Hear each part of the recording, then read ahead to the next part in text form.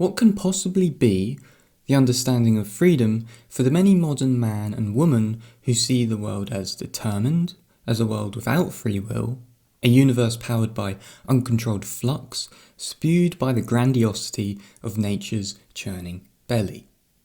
When are you truly free? Do you have freedom when you are given liberty, or when you have become liberated? Now, what does this presuppose? The conquering of resistance. But what would one need to liberate themselves from to be truly free?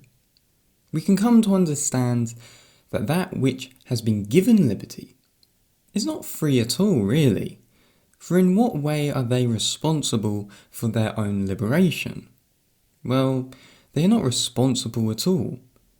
It may be given to them on a silver platter, but it would hold no true value for them as a person, because it did not come about through any personal cost, in a sense. Therefore, is it really freedom at all when no resistance has been fought? The measurement of freedom can be seen in those which have fought all battles of resistance and won, whereby their will to be responsible has overcome all hurdles to be responsible itself. Thus, if you have no strength, why would you ever have freedom? No will to be responsible means no will to respond to life's poisons, the poisons which try their hardest to make you their own, all the devils and demons inside and out. It's a first principle that strength is necessary to be free. One could say that freedom is never achieved until one overcomes resistance. For what are you when you subsume into that which overcomes you? In the fluctuating battle of wills, what do you become when given the mark of the beast, the stamp of enslavement? Which not only bends your will of dreams, but contorts it and devours it like cancer. Now, to allow for such a thing to happen is not very responsible, that the will to self-responsibility has festered away and allowed all else to crumble before you. So, what is the physiological value of man when he attains an interest in egoism?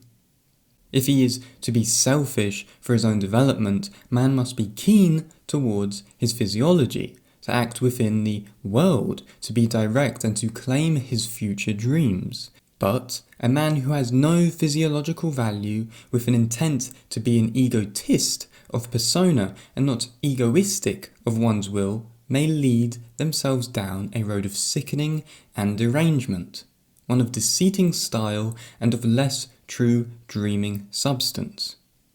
For the physical man, he will align nature to his desired conditions as much as possible for his intended development and place extremes in his way to overcome all hurdles, using the brute force of nature as his measuring rod to intended proclaim, treating it as the best friend and foe for self-mastery. Yet, the mental man will build beautiful towers of palace and clear glass without realizing how empty they are of nature and reality, that nature's force breaks all tall towers with just one strike of stone, and in so doing may even pave destructive paths of ressentiment from his rejection of nature's power, to idolize an alternative universe of mind and Maya, all nothing but veils of beautiful deceit for the weak, to blind himself and all the many follower that he has seduced, to psychotically use intellectualism and mental arithmetic, driven instead by inner demons as the madman's best friend, all for the sake of blaming someone else for their own suffering than themselves, to enforce within what is good to be seen as ill, similar to transference in a sense, seeing the other individual incorrectly, with a glaze of their own unconscious repression, transferring the character of their own demons onto them.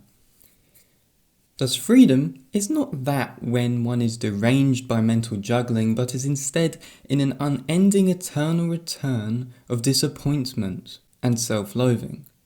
Negating nature when man lives in nature, he tries to negate his own ecosystem of grounded physiology for a system of his own making, one of idealism, in this state, the opposite of pragmatism.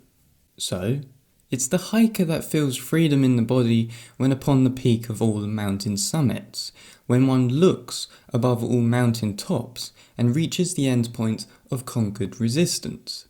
For the freedom achieved is that when the will is free from minor troubles and ascends higher than any other resisting force. That all other conquered resistance has become a heightened tally to one's armour, like the armoured skeleton of death in tarot.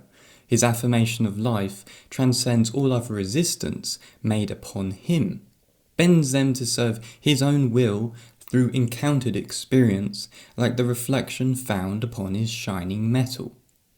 Which brings us to the tarot. A truly free spirit is one of spontaneity, of unrestricted energy, ultimately one of unconformity, the one who raises the horned hand to all a many conformist.